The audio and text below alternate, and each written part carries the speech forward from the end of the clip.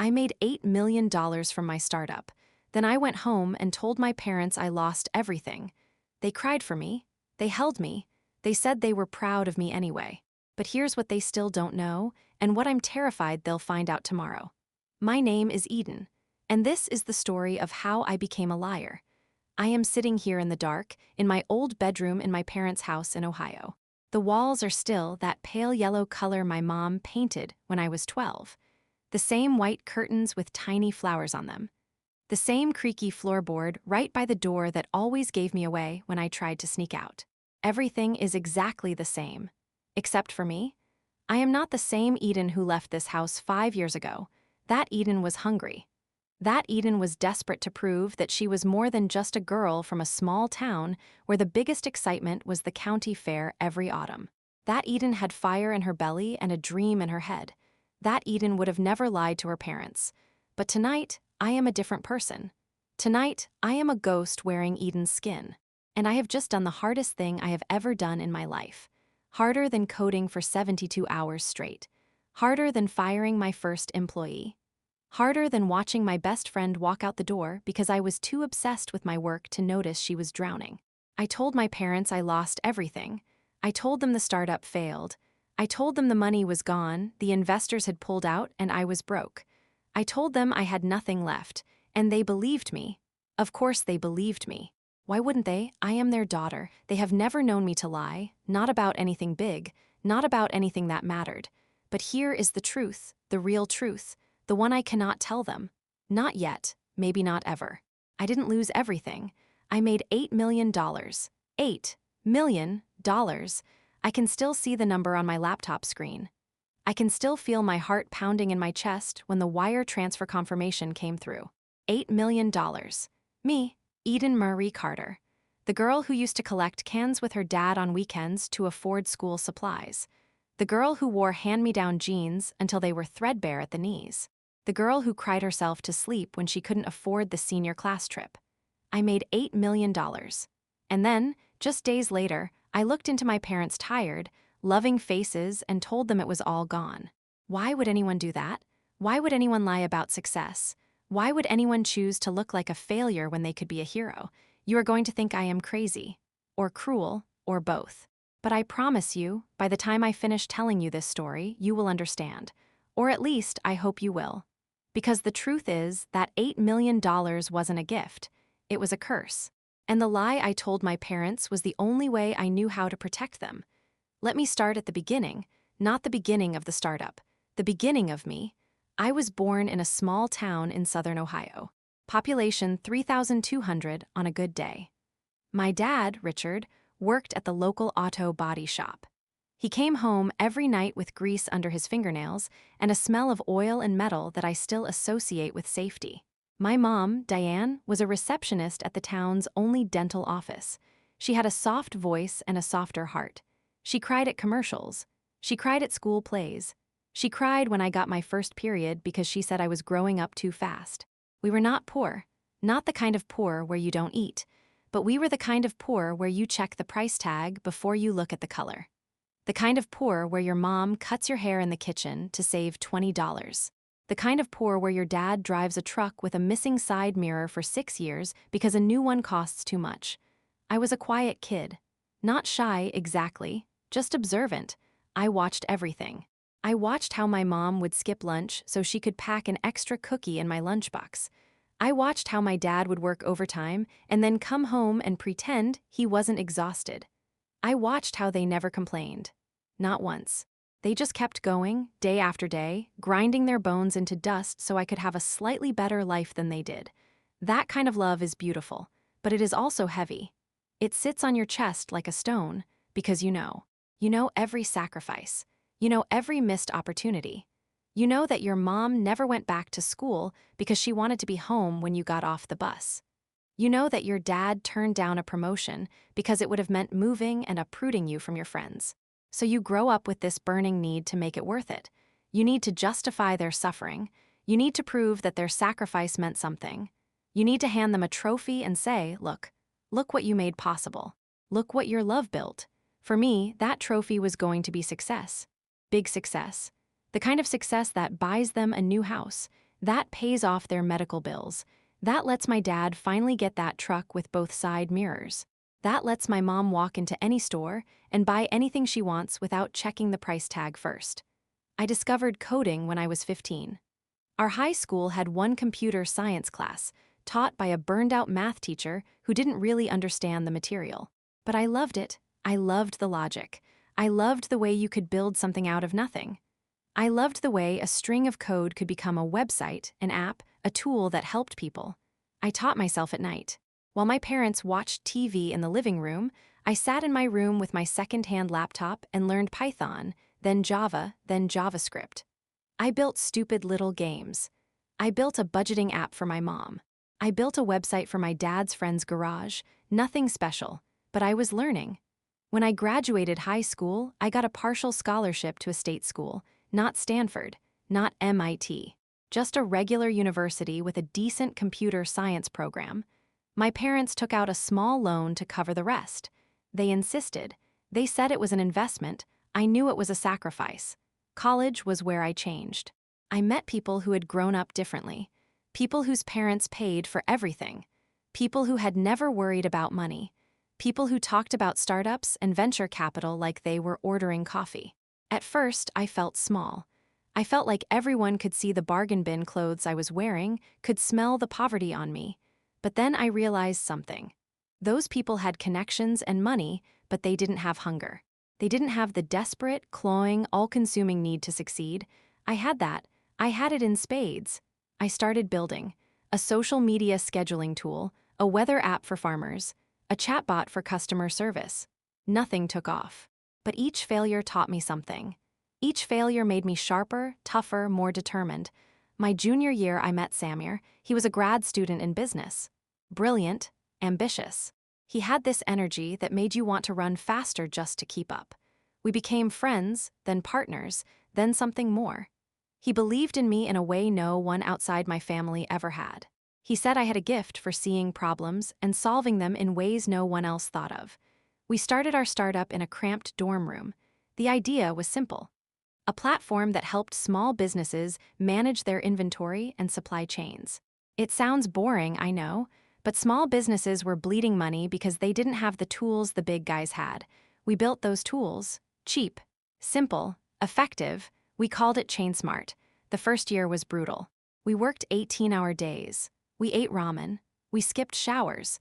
We fought about everything from code architecture to logo design. Samir kept me sane. He made me laugh when I wanted to cry. He made me believe when I wanted to quit. We got our first paying customer 9 months in, a small bakery in Cleveland. They paid $99 a month. I cried when I saw the notification. $99. It was nothing, but it was everything. It meant someone believed in us. From there, things started moving. Slowly at first, then faster.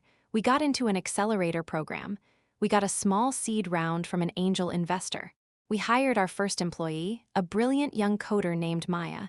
We moved out of the dorm room into a real office. Well, a converted garage, but it had windows. The second year was better. We had 50 customers, then 100, then 500. We were making real money, not millions, but enough to pay ourselves a modest salary, enough to stop eating ramen, enough to feel like maybe, just maybe, we were onto something. Then came the offer. It was a Tuesday. I remember because I was wearing my lucky socks, the ones with the little tacos on them. My phone rang. A number I didn't recognize. Normally, I wouldn't answer. But something told me to. It was a venture capital firm from Silicon Valley. They had been watching us. They wanted to invest, not a small seed round, a serious investment. $5 million for a 20% stake. $5 million. I almost dropped the phone. $5 million was more money than I had ever imagined. More money than my parents would earn in their entire lives combined. More money than our house was worth 10 times over. I told Samir. He was ecstatic. We danced around the office like idiots. Maya bought a cake. We celebrated like we had already won. But here is what I learned. Money from venture capital is not a gift. It is a loan with very expensive interest. They give you $5 million and suddenly they own part of your company. They have a seat on your board. They have opinions. They have demands. They want growth. Fast growth, Unreasonable growth. They want you to go from 500 customers to 5,000, then 50,000, then 500,000. They want you to burn money to make money. They want you to hire faster, spend faster, grow faster, until you are either a unicorn or a corpse. We took the money. Of course we took the money. What else were we supposed to do? Say no? Turn down the chance of a lifetime? So we grew. We hired 30 people in 6 months. We moved to a real office in a real building. We bought fancy laptops and standing desks and an espresso machine that cost more than my first car. We spent money like it was water, because that is what you do when you have venture capital. You spend to grow, and it worked for a while. Our customer base exploded. We went from 500 to 5,000, then to 15,000. We were in the news. Tech blogs wrote about us. I was invited to speak at conferences. People wanted my autograph. Me. Eden from Ohio. I called my parents after every good news. Mom, we raised another round. Dad, we hit 10,000 customers. Mom, we were just featured in TechCrunch. They were proud. So proud. My mom cried every time. My dad would go quiet for a moment, then say, "That's my girl." I sent them money, not huge amounts, just enough to help. A new water heater when theirs broke. A plane ticket so they could visit me. A new TV for the living room. They protested. They said I needed to save. They said they didn't need anything.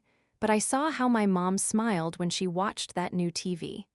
I saw how my dad held his head a little higher at the auto body shop. I was doing it. I was making their sacrifice worth it. But here is where the story turns dark. Because success, real success, comes with a price. And I am not talking about the long hours or the stress or the sleepless nights. I am talking about something deeper, something uglier. The pressure. The venture capital firm, the one that gave us $5 million, they wanted more. They wanted a $100 million valuation. They wanted an exit, an acquisition, or an IPO. They wanted their money back, multiplied by 10. And they wanted it yesterday. Every board meeting was a firing squad. Why aren't we growing faster? Why did we lose that customer? Why is our burn rate so high? What are you doing to fix it? I stopped sleeping. I stopped eating. I stopped laughing. Samir noticed. He tried to help. He would bring me food and watch me push it around the plate. He would make me go for walks, try to get me to talk, but I couldn't. Because the truth was, I was terrified. I was terrified of failing. Not for myself, for my parents, for everyone who had believed in me, for the 30 employees who had left stable jobs to join my crazy dream, for Samir who had put his entire future in my hands. I was carrying all of them, and the weight was crushing me. Then came the crash. It was a Friday. I remember because I had planned to call my parents that evening. I hadn't talked to them in 2 weeks. I had been too busy, too stressed, too scared to hear the hope in their voices because I wasn't sure I could deliver on it anymore. The problem was a technical one. A bug in our system that had been there for months, hiding in plain sight. It was a small thing, a rounding error in how we calculated inventory levels. But small things can become big things, and this one did. On that Friday, one of our biggest customers, a regional grocery chain with 300 stores, discovered the bug. Our platform had been telling them they had more inventory than they actually did. For 6 months. They had been placing orders based on bad data. They had run out of products. They had lost sales. They had angry customers. They were threatening to sue. I spent the weekend in the office with my engineering team. We worked around the clock to fix the bug, to figure out how it happened, to calculate the extent of the damage. By Sunday night, we had answers. And the answers were bad. The bug had affected 12% of our customers. Not all of them, but enough. Enough to destroy our reputation. Enough to make the other customers nervous. Enough to make the venture capital firm very, very angry. On Monday, I had a call with the VC partners. They were cold, professional. They didn't yell, they didn't have to. They simply said they were losing confidence. They said we needed to fix this immediately. They said they would be watching closely. On Tuesday, we lost our first customer over the bug, then another, then 3 more. By Friday, we had lost 47 customers. The revenue drop was steep. The board was panicking. The VC firm called an emergency meeting. That meeting was the worst day of my professional life. They told me I had 6 months to turn things around. 6 months to fix the bug, rebuild trust, and get growth back on track. If I couldn't, they would replace me.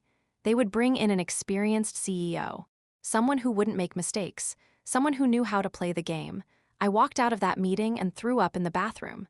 Samir found me there on my knees, shaking. He didn't say anything. He just sat down next to me and held my hand. We stayed like that for a long time. Here is what I didn't tell anyone. Not Samir, not Maya, not my parents. The bug wasn't an accident, not entirely. It was my fault. I had written the original code for that part of the system. I had been the one who cut corners because we were moving too fast. I had been the one who said we would fix it later. Later never came. I was the founder, the visionary, the genius.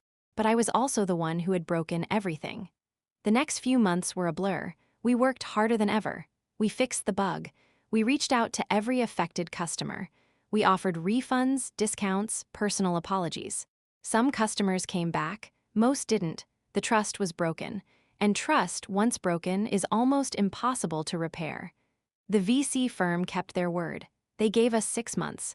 But after 4 months, they could see the writing on the wall. We weren't going to make it. The growth wasn't coming back. The customers weren't returning. The money was running out. They called another meeting. This time, they didn't offer a second chance. They said they were pulling their support. They said they would not be participating in the next funding round. They said we had 90 days to find another investor or shut down.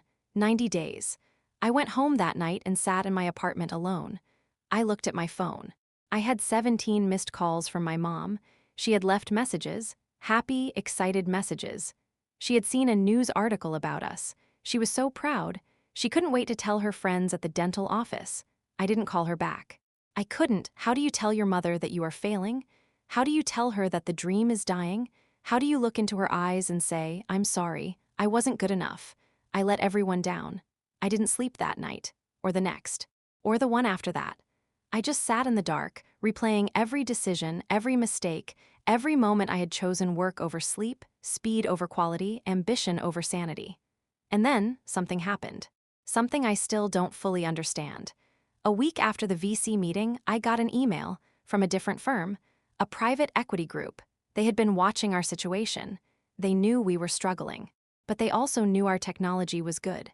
Our customer base, though diminished, was loyal. Our team was talented.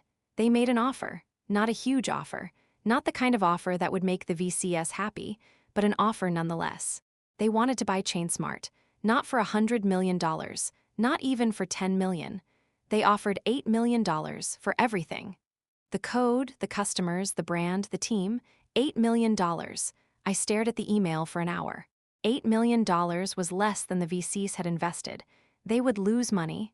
They would be furious. But $8 million was also enough. Enough to pay back our debts.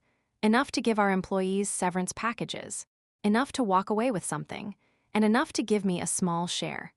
After the VCS took their cut, after the debts were paid, after the lawyers took their fees, there would be about $2 million left for me. $2 million. More money than I had ever dreamed of. I called Samir. I told him about the offer. He was quiet for a long time. Then he said, take it. We fought. We lost. Take the money and run. I called they were not happy. They wanted to wait for a better offer. But there wasn't going to be a better offer. The company was dying. This was the only life raft. They finally agreed. Reluctantly. Angrily. They signed the papers. The deal closed on a Thursday. The money hit my account that afternoon. $8 million. Less fees, less debts, less the VCS cut. My share was $1.8 million. But that wasn't the number that mattered. The number that mattered was the $8 million. Because $8 million was the price of my dream. $8 million was what my company, my baby, my blood and sweat and tears, was worth at the end of the day. I sat in my apartment, staring at my bank account. $1.8 million. I could buy a house. I could travel the world. I could never work another day in my life. I could give my parents everything they had ever wanted. But I didn't feel happy. I didn't feel relieved. I felt empty, hollow. Like someone had scooped out my insides and left only the shell. Because I hadn't won, I had lost. The company was gone. The dream was dead. The VCS were angry. Some of my employees were losing their jobs. Samir was moving back to California to be with his family. Maya had already started looking for new work, and my parents, my sweet, loving, sacrificing parents, they still didn't know. They thought everything was fine. They thought I was a success. They thought their daughter had made it. I couldn't tell them the truth, not because I was ashamed. I was ashamed. But that wasn't the reason. The reason was this. If I told them I had made $8 million, they would be happy. They would be so happy. My mom would cry. My dad would hug me. They would tell everyone. They would finally feel like their sacrifices had been worth it. They would rest easy, knowing their daughter was safe and successful. But then they would ask questions. They would want to know about the company. They would want to know about the future. They would want to know what I was going to do next. And I didn't have answers. I had nothing. I had a pile of money and a broken heart and no idea who I was anymore. And here is the part that is hardest to admit. I was scared. Scared that if I told them the truth, they would look at me differently. Not with disappointment. Worse, with pity. With that soft, sad look that says, "We knew this was too good to be true. We knew you couldn't really do it. We love you anyway, but we knew." I couldn't handle that. I couldn't handle being a disappointment. Not to them. Not after everything they had given up for me. So I made a choice. A terrible choice. A choice that still makes me want to throw up when I think about it. I decided to lie. I decided to tell them that I lost everything. That the startup failed. That the money was gone. That I was broke and broken and coming home with nothing but my tail between my legs. Why? Because if they thought I had nothing, they wouldn't ask questions. They wouldn't expect anything. They would just love me.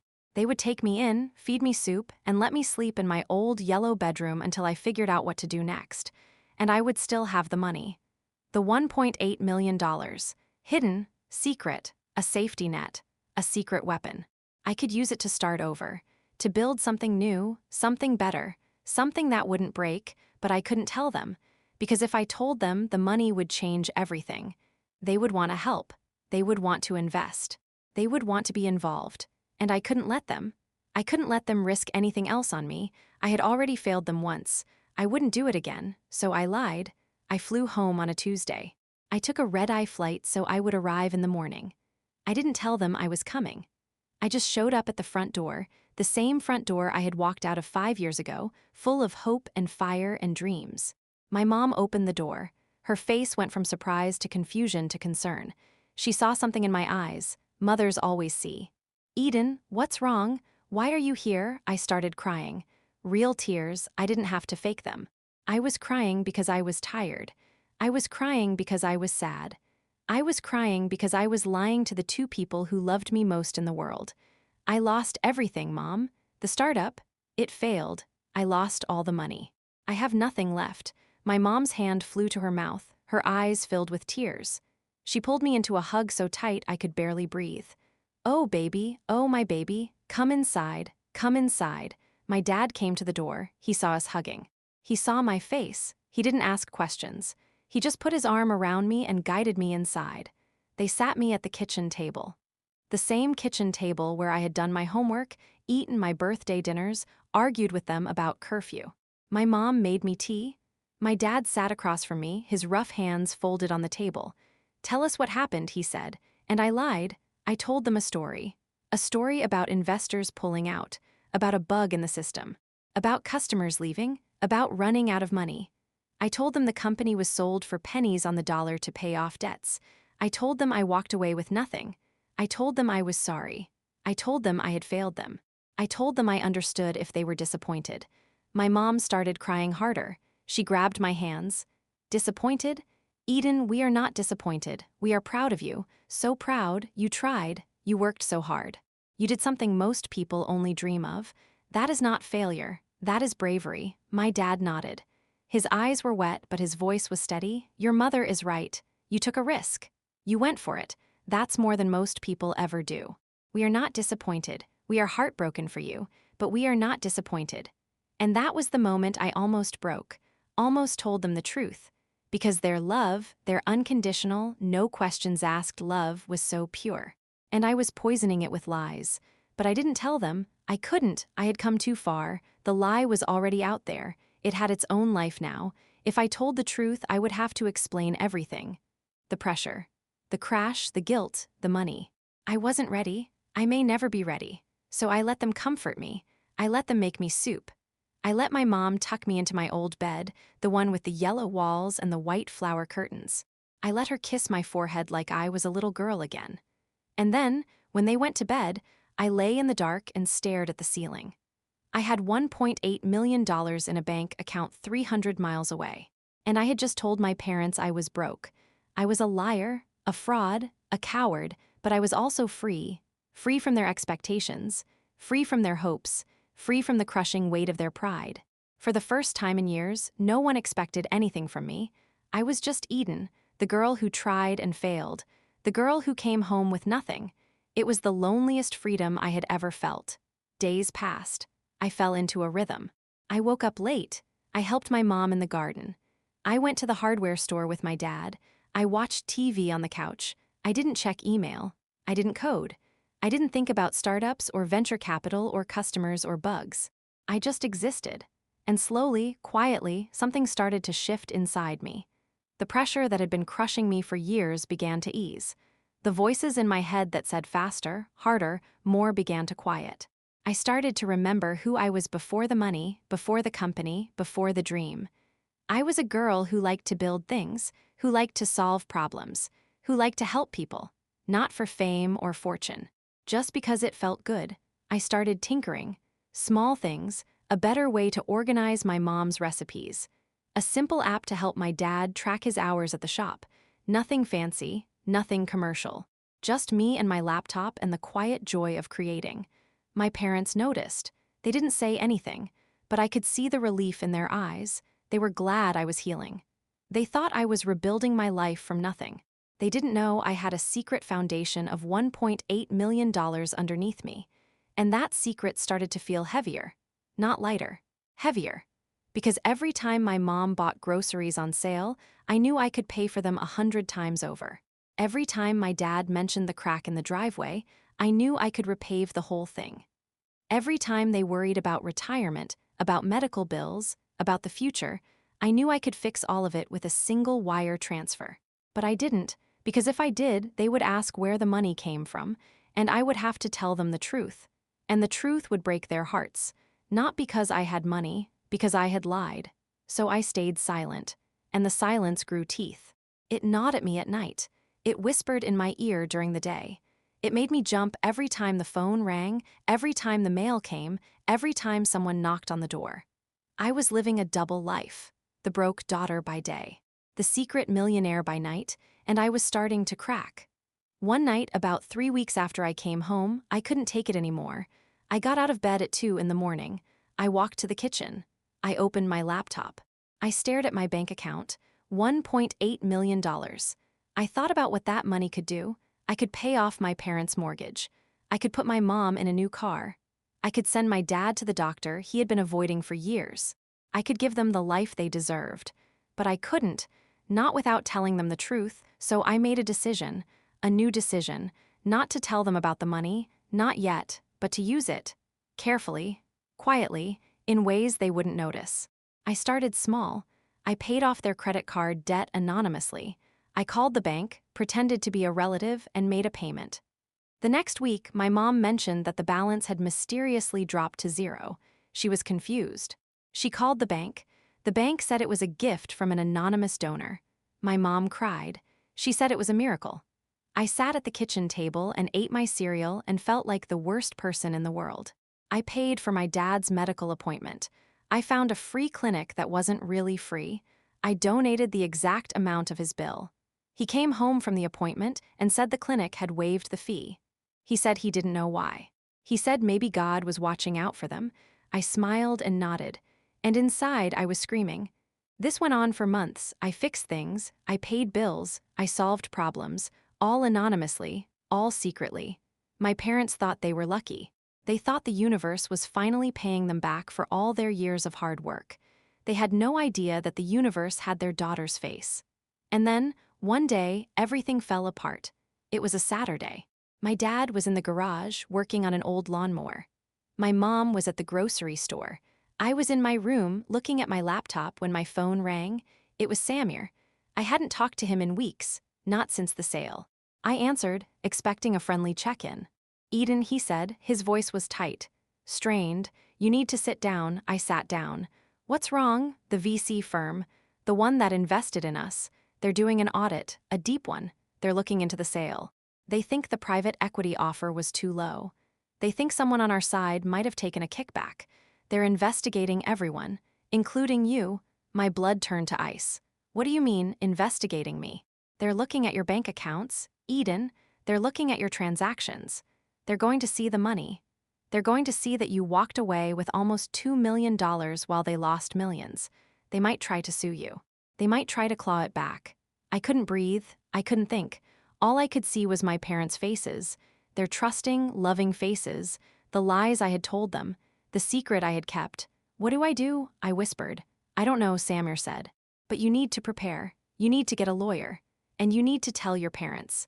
Before they find out from someone else. I hung up. I sat in my yellow bedroom, surrounded by my childhood, and I realized that the walls were closing in. The lie had grown too big, the secret had become a monster, and it was about to eat everything I loved. I heard the front door open. My mom was home from the grocery store. She was humming. She was happy. She had no idea that her daughter was a liar, a fraud, a potential criminal in the eyes of some very powerful people. I got up. I walked to the kitchen. She was putting away groceries. She smiled when she saw me. Hi, sweetie. I got those cookies you like. Mom, I said. My voice was shaking. We need to talk. She stopped. She looked at my face. The smile faded. What is it, Eden? What's wrong? I opened my mouth. And for the first time in months, I told the truth. I didn't lose everything, Mom. I lied. I made $8 million. I still have almost $2 million. I lied because I was scared. I lied because I didn't want you to be disappointed in me. I lied because I didn't know how to tell you that I failed even when I succeeded.